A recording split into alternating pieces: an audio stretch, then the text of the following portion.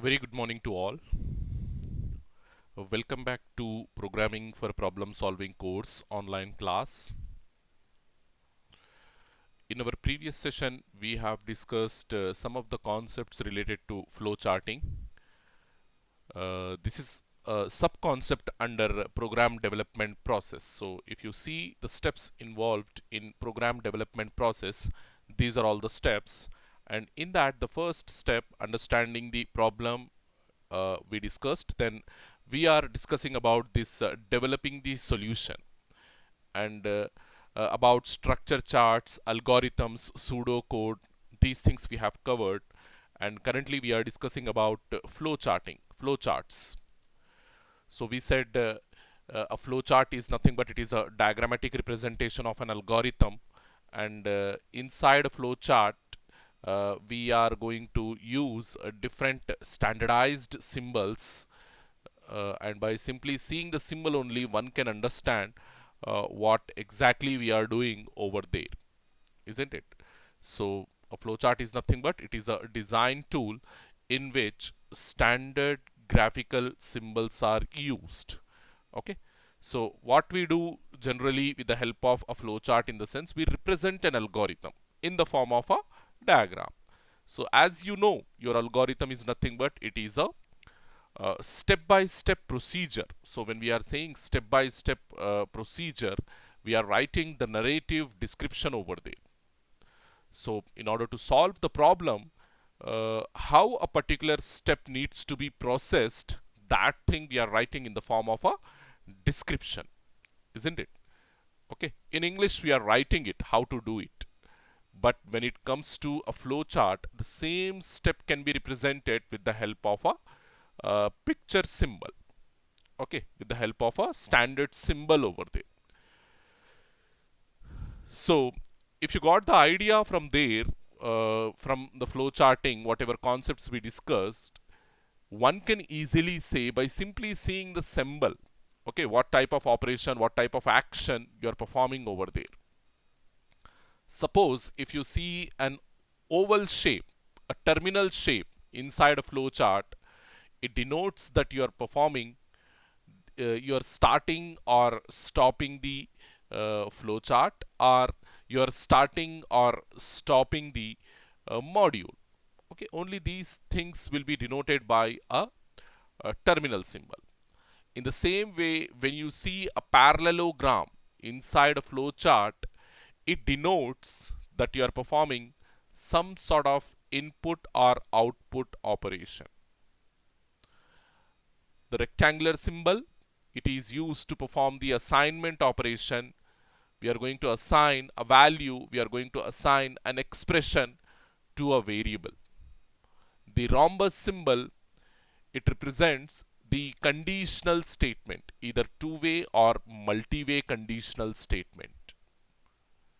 Okay, so till that point we have discussed all these symbols, the connectors, the flow lines, the sequence symbols. In that we have discussed different sequence symbols, the module call, okay, the compound statement, all these things we discussed inside the sequence symbols.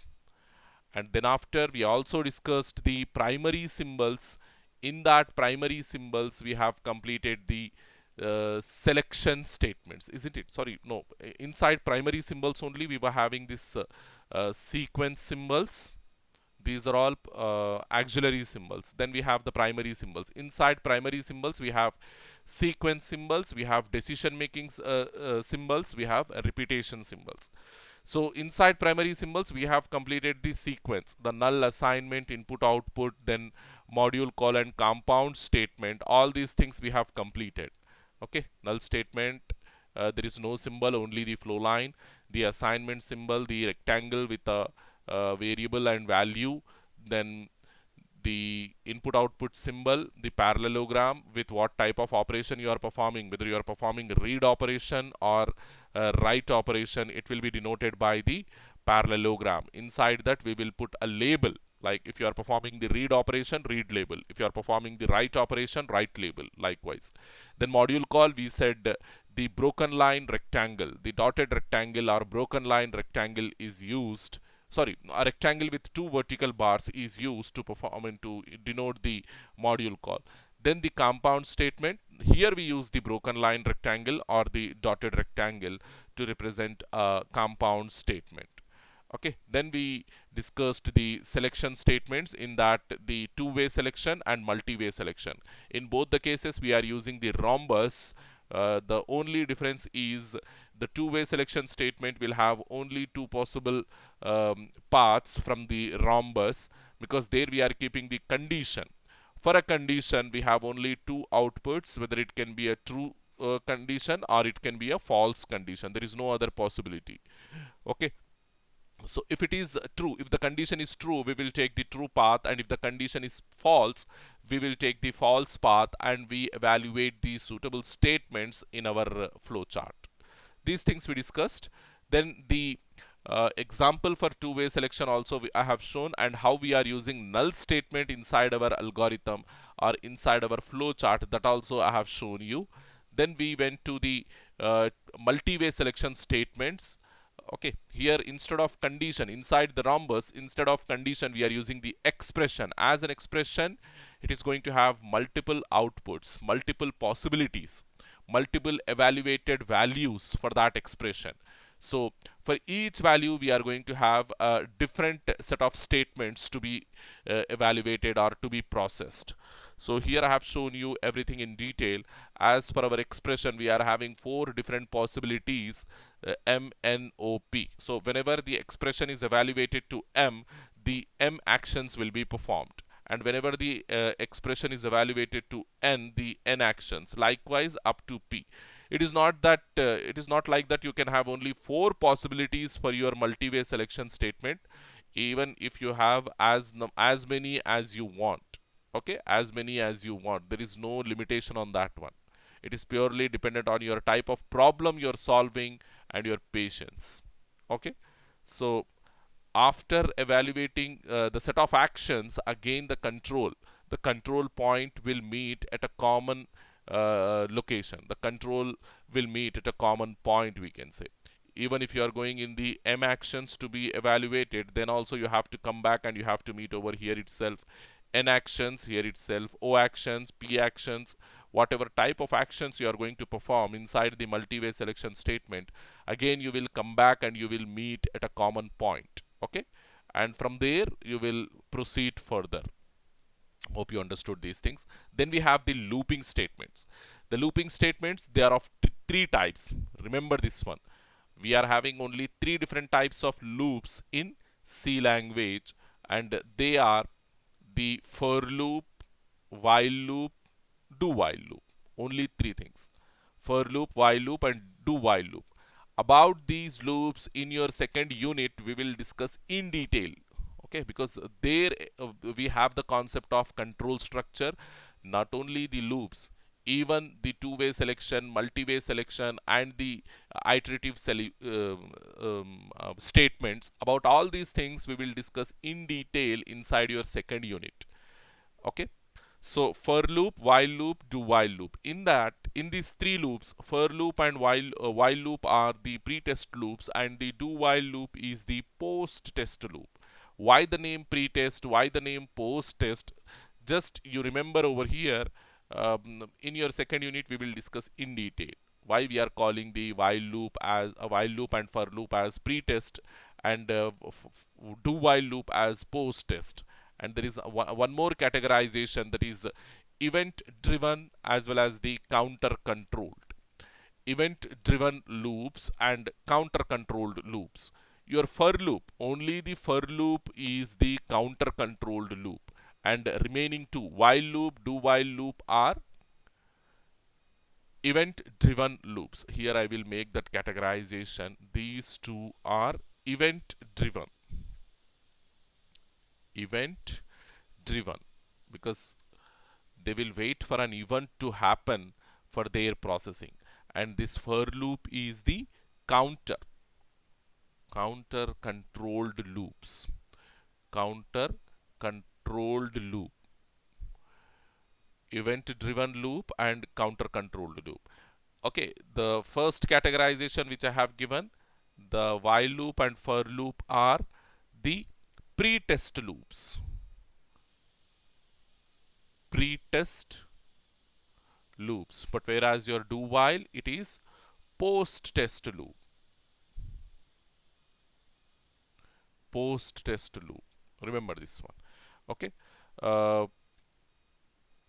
yes. For these three loops, we need to discuss the flowchart symbols. I mean, what symbols we use for loop, for while loop, and for do while loop. Again, the discussion, the processing, everything we will discuss over there. So simply I will jump all these things. So for loop, as we said, it is a counter controlled loop. Here the statement you can read. For loop is a counter controlled loop. Okay. So it is going to have three parts in it. Okay. The first part is loop initialization, testing, and finally the updation. Initialization, testing, and updation. So these three things we are going to have inside a for loop. So to represent these three things, we use like this. See, this it is something like a hexagon, right? It is a hexagon shape. So inside this hexagon, we are having some sort of partitions. So here we represent the update, then here in the top we represent initialization, and then we'll take the bottom area to represent the test part. Okay. So updation, initialization, testing. So how the loop will continue, in the sense, whenever the loop will enter, in the first case only it will do the initialization, and after that it will do the testing, and after testing it will go to the body, and when it returns from the body, so over here you can see from iteration, it will go to iteration over here. Whenever the test condition is true, it will go to the iteration, and if the test condition is false, it will exit simply. Okay, so after completing the iteration, when you are saying it is going to the iteration, after completing the iteration, what will happen? Here I have shown, in the second figure I have shown. So from iteration, so after performing the iteration, it is coming back, because loop means it is continuous evaluation, like this. It is continuous evaluation. So after completing the iteration, again it is coming back and it is doing the updation. So once it did the updation, again it is going for the testing. So it is not going for initialization from the second iteration onwards. Only in the first iteration it will do the initialization, then it will check the condition, and if the condition is true, it will go for the iteration. And after completing the iteration, again it will come back to the update area. Again it will come back. It will come back to the update area. Once it completes the update, again it will do the testing. And if the test is true, then again it will go to the iteration and it will do the same thing as long as the test condition is true.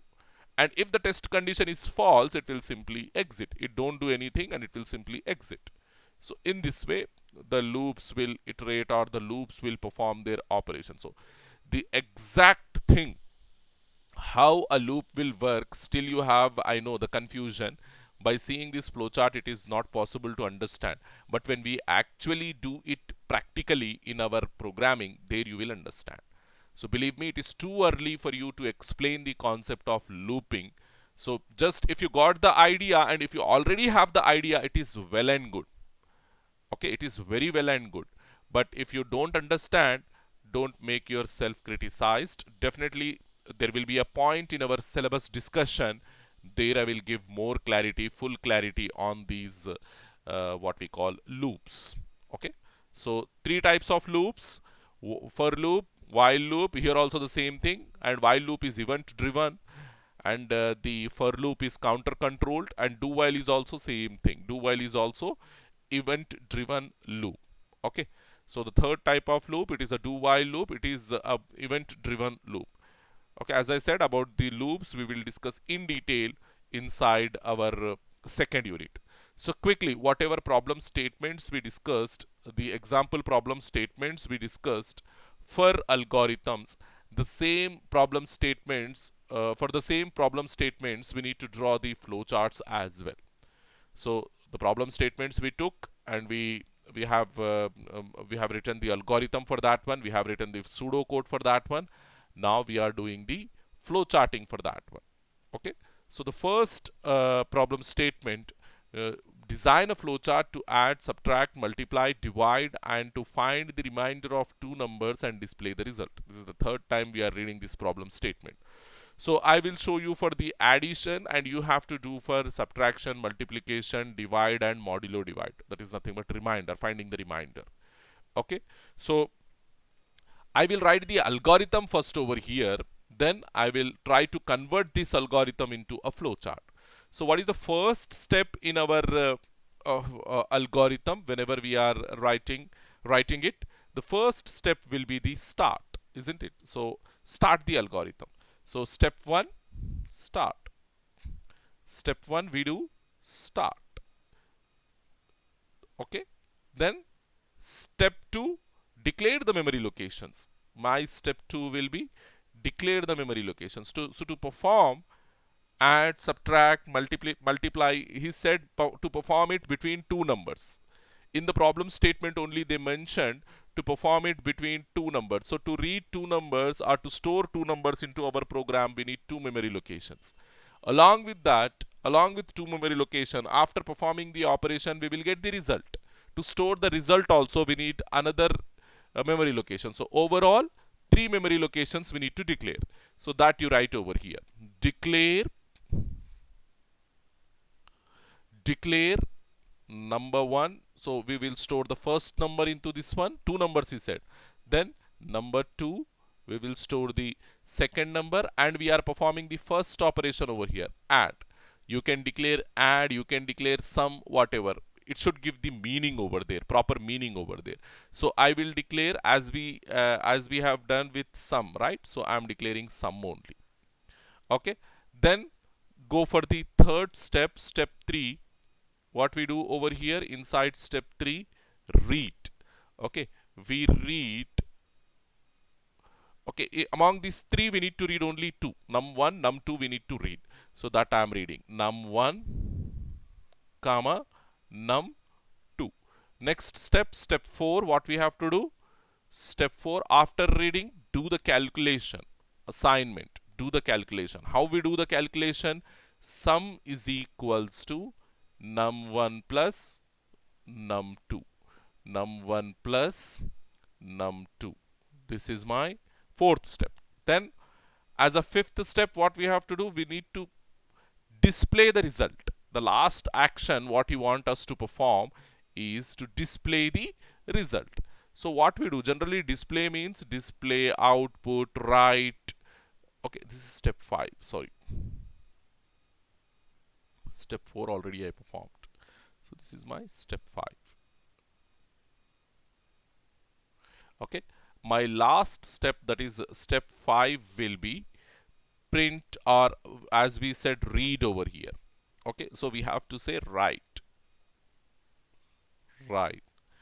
Okay, so you can use anything. It is not compulsory that you have to use read, write only. You can use input, output, you can use print, display, like that. You can use anything over here. Write sum. It should give the meaning over there. What exactly? The type of action, the type of transaction you are performing over there, it should give the meaning. Okay, until and unless it gives the meaning, you can use anything over there. Write. What we have to write? The sum, the result we have to write. So sum is the result, so we are writing sum on the output screen. So after writing the sum, our job is over. We declared the memory location, we read number 1, number 2, then we calculated sum, then we display the result, and now the last action, that is we need to stop. Step 6, here you stop. Like this. This is my simple algorithm to find the addition of two numbers. Okay, so now what we have to do after this we need to draw the flow chart for this one. Okay, the flow chart. So the first symbol what you are seeing inside the step what you are seeing inside the algorithm, the step 1, start. So in order to start and stop, what flowchart symbol we use, what standardized graphical symbol we used inside the flowchart? We use the terminal, isn't it? So I'm not an artist, so it will go some weirdly. Just try to understand that one. So first symbol we need to put start. Okay. Then take it inside a terminal. Isn't it? We need to put this thing inside a terminal. So this is my start. Then what we are doing, see these two steps we represent with the help of a single thing, because there is no declaration of memory. There is no declaration of memory symbol inside the flowchart. We directly read, isn't it? We directly read num1 and num2.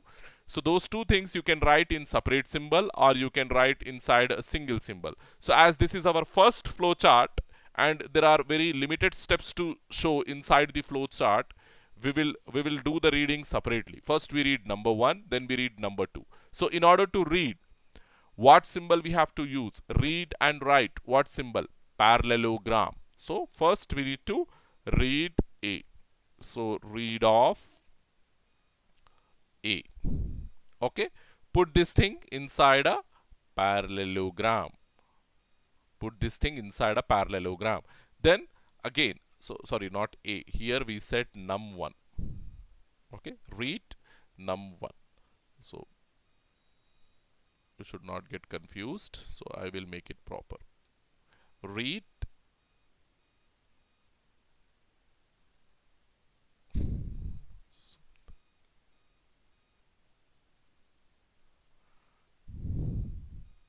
num1. Then we need to read num2. So that is read num2. Again the input operation. What symbol? Same thing. The parallelogram. Use the parallelogram. Okay.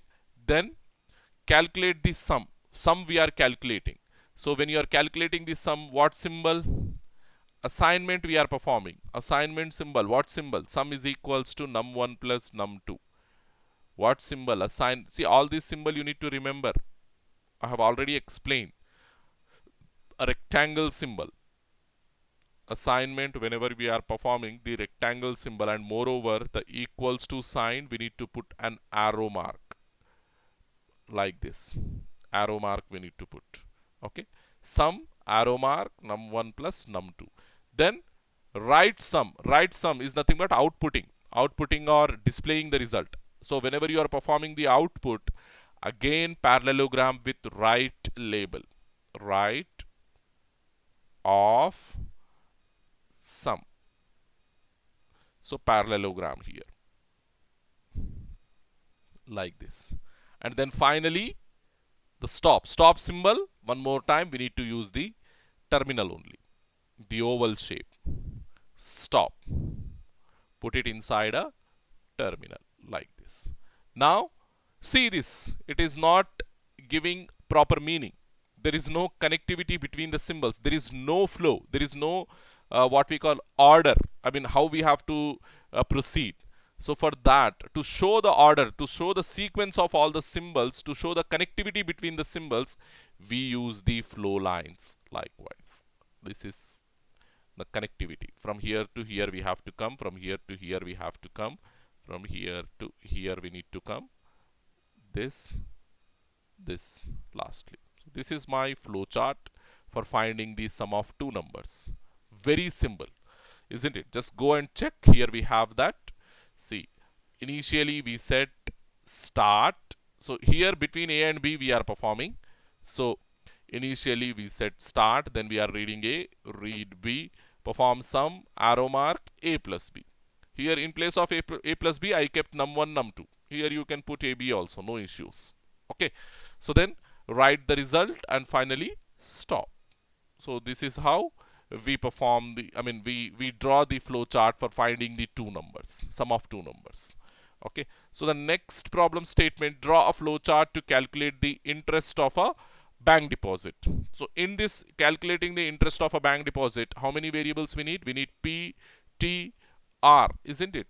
Amount, time, and time is the years, we are saying amount, years, and rate of interest. Then finally we are calculating the interest. So we need to read the first three things. Amount we need to read, years we need to read, and rate of interest we need to read. Then calculate the interest. Okay, interest equals to amount multiplied with years multiplied with rate of interest divided by 100. So you will get the interest. So finally print that interest, display that interest, then stop. Start, read amount, read years, read. So for starting we need to use oval symbol, terminal symbol. Then for reading, whenever you are reading amount, years and rate of interest, use the parallelogram. Then calculate the interest. Interest, when you are calculating, we need to use the assignment symbol, that is nothing but the rectangle box. Then print the interest, write the interest. How we write the interest? Again parallelogram, output operation, so parallelogram. Finally stop. See here, same thing. Initially we have the start symbol, that is oval. Okay, then we have the read amount, we need to read the amount, then read time, read rate, then calculate interest. So when you are see all these, when you are performing the read operation, we have used parallelograms over here. All these are parallelograms. And finally when you are calculating the interest, the assignment symbol, the rectangular box, interest, arrow mark, amount, time and rate divided by 100. Then finally uh, after calculating the interest, write this interest to the output screen that we are doing over here. So then stop. Clearly we have shown all the operations inside the flow chart. So we used flow lines between the symbols to show the connectivity. Okay, so when somebody will see this flow chart, he will easily understand. When he sees the terminal symbol, he will understand it as the starting point or stop point. But when he read this label, he will specifically understand it as the starting point. Then when he sees this parallelogram, he will understand that either read or write operation. But when he reads this label, read label, he will understand it as we are performing the read operation. So likewise, all the symbols used inside the flow chart will give the idea of type of operation we are performing. Problem statement number 3. So design a flow chart to determine whether the temperature is below or above the freezing point. Here we need to frame a condition. We need to read the temperature. Okay, so start. I will try to draw that one. Start. Then what we need to do? Read the temperature. Read temp. Okay, you can even write the full name, temperature, no issue. Anyhow, will give the same meaning. Then frame the condition over here. Condition temperature, if it is above or below accordingly. So always positive should go in the right hand side. So I will make temperature greater than 32. So this thing needs to come between a rhombus, isn't it? Because it is a two-way selection. Two-way how? Because it is a condition, it is having two possible paths. Once the first path when the temperature is greater than 32 and the second path when the temperature is below 32. Okay, so this is my rhombus. As I said, I am not an artist, so like this your symbol will come. Then this side we need to put true and this side we need to put false. Okay, then here the true statement, print a message, isn't it? So parallelogram, write. Here you need to write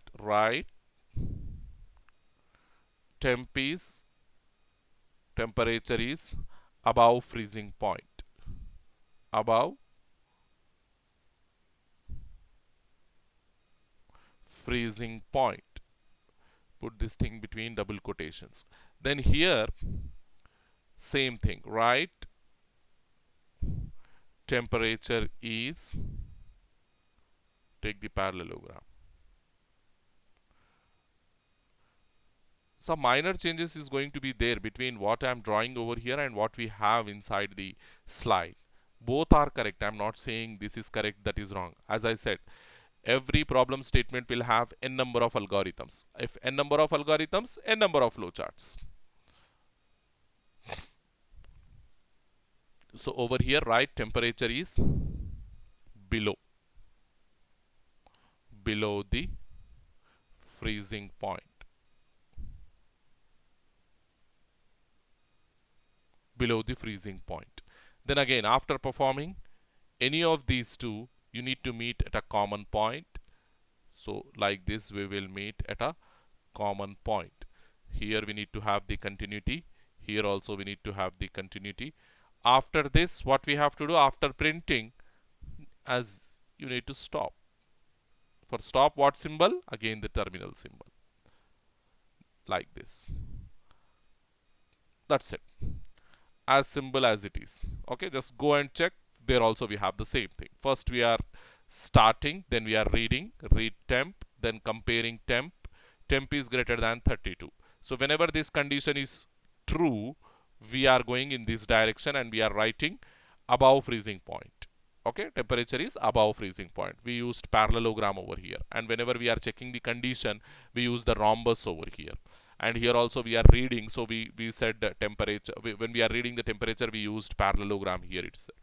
Okay, then if this condition is false, if the temperature is not above 32, then what will happen? This condition will become false. So we'll go in this way and we write below freezing point, and we'll meet at a common point in both the cases and we stop. Okay, this is the flow chart. Okay, next thing, the fourth problem statement, biggest in two numbers. Okay, find the biggest in two numbers. Same thing, we need to start. And how many numbers we need to read here?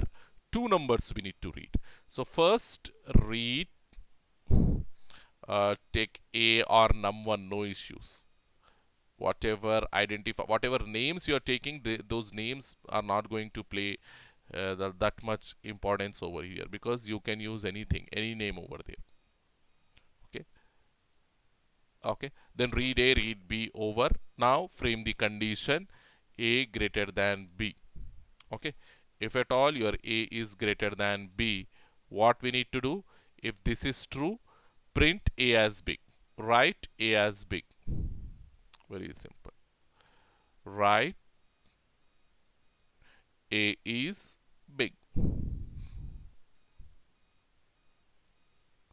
Okay, if this is false, here you take and write B is big. That's it.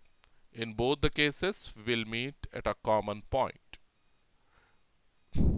If this is true, if A is greater than B, we go with this. If this is false, we will go with this. And finally, we'll meet here and we'll stop. Like this. So connect all these things from the top. That's it. This is my flowchart.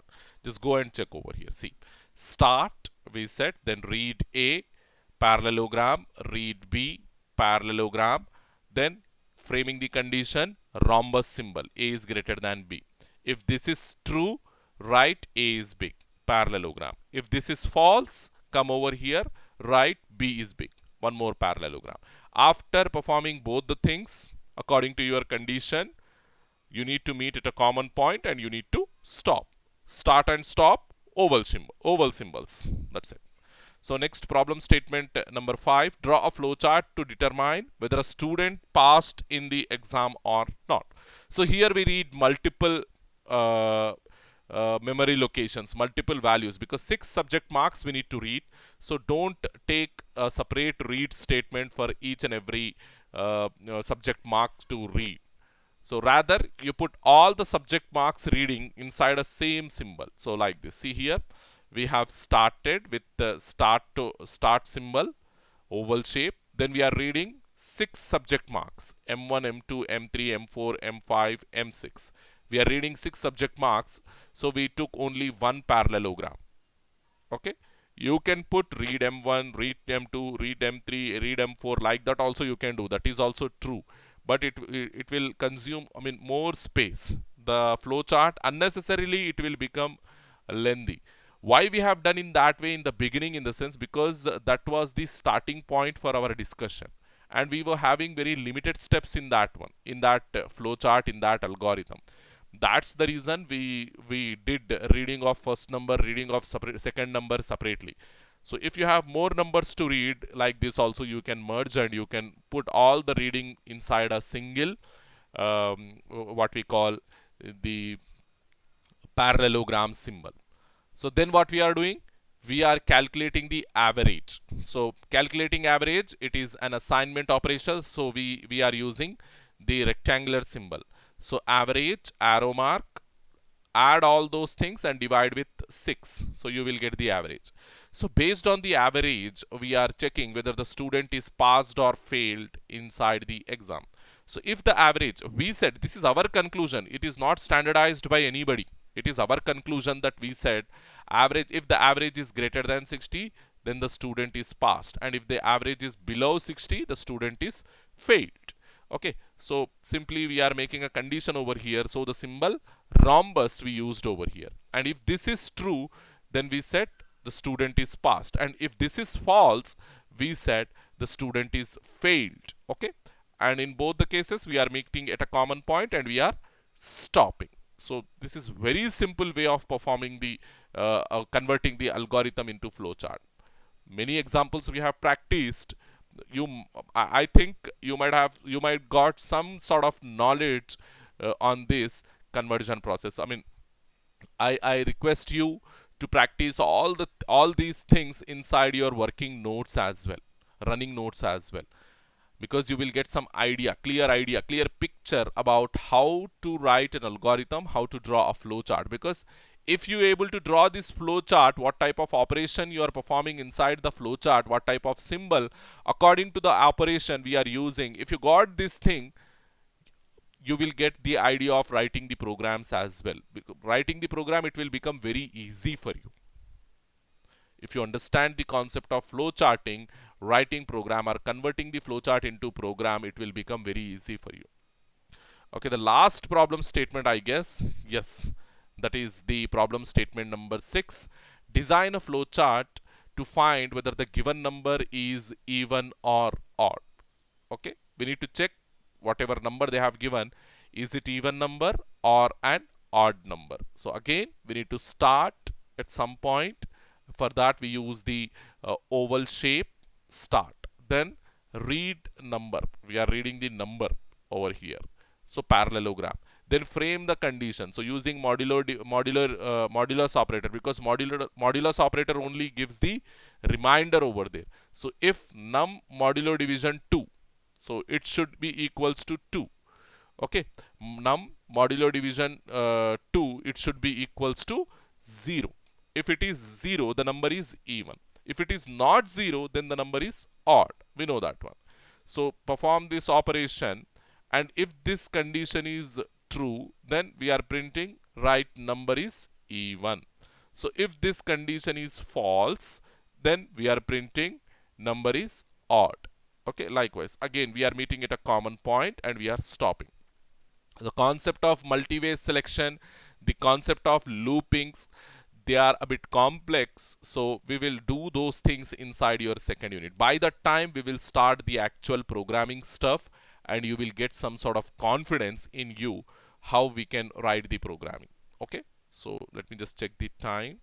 It is almost 38 minutes. So quickly we'll start the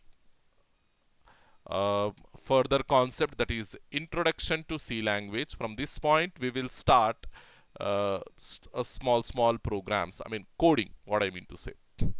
Okay. So in that introduction to C language, in that we will discuss the first thing, the history of C language. So how it all started, from where, what is the inception point to our C language, from where Dennis Ritchie got the idea to develop the C programming language, and why this C programming language is having this much popularity that every student in technical sector, so if you are going for technical studies, every student will learn this C language. Why they have selected this C language? Why they are not teaching any other language? Can't they teach directly any advanced language like your Python or your R programming? Because now they are trending, isn't it? In the market, they are trending. So why they are not teaching those things? As the because everything we need to learn only, whether it is C language, whether it is Java, whether it is C++, whether it is Python, R, everything we need to learn. But why they have selected C only as the initial point, as the first step of programming? The reason, it is very clear. C, it is very easy to learn, the first point. And the second point, C is having almost all the syntax rules that we are going to see in many different programming languages. That is also one of the reason to learn C as the basic step, as the first step. So if you take Java, you will see some similarities between C language and Java. Some no. Java, it is almost closely related to C language. If you take Python, Python somewhat. Perl, again, there is a similarity. R programming, there is a similarity. Likewise, any programming language, whatever programming language you take from the timeline and you do the comparison with C, definitely you will see some sort of what we call relation, some sort of similarity between C and that language. So because of that reason only, they have selected the C language as the basic point, as the starting point for the technical studies. And this is not just for IT students. This programming language, they made common for all the branches. Like ECE people, they are learning. Triple E people, they are learning. Mechanical, civil, everybody is studying this C language. Okay. Again, there is also a reason for keeping this language for all the students, because nevertheless, in your 4 years of BTech, or in your 4 years of this graduation, after this graduation, when you go for masters or for your career, definitely at some point you are going to use the simulation tools, because whatever field of study you take, you may be, if electronic people, they work with the computer hardware like chips and the what we call the circuit boards, all these things they will do. And electrical people, the transmission lines, the generators, the motors, about these they will study. Then the mechanical people, the automobile stuff, like how a engine will work, okay, how to increase the efficiency of an engine, okay, all those things they will study. The civil people in the construction sector, how to construct, how to make the bridges, flyovers, roads, buildings, all these things they will study. Whatever field of study you will take, okay, whatever field of study you take, at some point of time you need to use a computer in order to simulate the stuff. Because before, when we have when we said, when the problem is given to you, before going for the problem, we are doing a lot of study, we are doing a lot of planning, isn't it? In computer world also, given the problem statement, and before drawing the, before writing the program, we are doing all these things. We have done algorithm, we have done pseudocode, we have done flow charting, and then finally we set the programming. Okay, all these steps we are taking into our consideration. In that similar way, if you are going for a building, civil people, if you are going for a building to construct, there also it is not a single step process. There also, first you need to do the discussion with your client, that comes under the understanding the problem. Then you need to do the planning, proper planning for that construction. You can use the structure charts, you can use the algorithms, you can use the flow chart, all those things. Then you have to go for the building, construction of the building, the final step. Okay, in that way, the automobile people, the mechanical people, they will also do the same thing, isn't it? Before directly you will not work with the engine, isn't it? Before working, in order to improve the efficiency, before working on the engine, what you have to do, you need to simulate that engine into the computer, and you need to check with different tools, okay, and you need to do some kind of you need to apply some kind of tools on that one, some, according to your design, whether it will give the efficiency or not, you need to check in a simulated environment. then only if it is giving the perfect results, accurate results over there, then only we will produce a final product of that one, a prototype of that one, isn't it? So same thing for ECE people. Any particular chip you have designed, any particular what we call circuit board or something you have designed, for that also, integrated chip you have designed, for that also you need to do the simulation and you need to test it whether it will give the perfect result or not. If it is giving perfect result, we will go for the prototype, and if we will check that prototype, and finally we will launch it into the market, isn't it? So for EEE people also same thing. The transmission lines, when they what we call test, I mean how to put, I mean, perfect electricity from one location to other location, they need to simulate it. So I mean, my point over here, it is very clear. When we are doing the simulation work on a computer, you need to have the knowledge of programming. Okay, without the knowledge of programming, it will become very difficult for you to understand all those things. And moreover, when you go for your upcoming semesters, okay, like your second year, third year, final year, you will do some project work over there. And not only that one, there are tools, there are computer softwares which are going to help you in your field of study.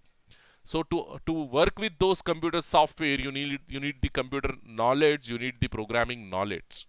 Okay, that is also another reason for keeping the C programming in the first semester. At least you will get the idea of what a computer software is, how to work with a computer software, how to program a computer. All these things you will understand. Okay, hopefully you got it. So introduction to the C language, history of C language. Let me just check. Yeah, it is almost 46 minutes. I need to stop my lecture over here. See, only this introduction is left with in the first unit, and we have the identifiers and keywords. Then the operators onwards we will discuss in the second unit. And one more thing, students, for your first internal exam, we are, I mean, always we do in this way only, not this is not the first time. Always we do in this way only, because in your PPS, if you check the curriculum, your first unit is very vast. Okay, it is having a lot of concepts to discuss, it is having a lot of practice to do, so it will take more time for the preparation. Okay, so, and the second unit onwards, all the units are, they are very small. Okay, they hardly take like 7 to 8 lectures to complete. Only the first unit, it will take up to 15 lectures to complete. Okay, the first unit, last time also when I have done online, the first unit, it took me around 15 lectures to perfectly wind up the first unit. Okay, when it comes to second unit, it took 10 sessions, and third, fourth, they took hardly 8, and the final one, fifth unit, it will also take like 8 lectures. So overall, I have divided it up to 50 to 55 sessions. Okay, already I have given the planning in my first lecture only. Okay, by keeping this thing in my mind, every time I decide to conduct the first meet from the first 2 units only, I will not touch the third unit. Okay, I will conduct the first meet from the first 2 units itself, and the second meet the last 3 units, that is third unit, fourth unit, fifth unit. This is how our session plan will be and our mid exams will be. So be prepared. I mean, from tomorrow onwards, they said there will be a vacation. I don't know. Maybe you will get some proper message from the department. Then only you will take it seriously. So all the best. And if you got any kind of vacation or something, any kind of break or something, just don't waste your time. Whenever you get free time, try to do the preparation, especially in this PPS, especially IT ECE people. Do the preparation in this PPS. Okay, it is a very headache subject for you. Definitely you need understanding in this subject, and if you have any sort of doubt, any sort of confusion in understanding the syllabus, in understanding a particular topic, you can ping me at any point of time. No issues. Whenever I will be free, whenever I will get some time, I will read your messages and I will reply. Okay, So thank you very much, students.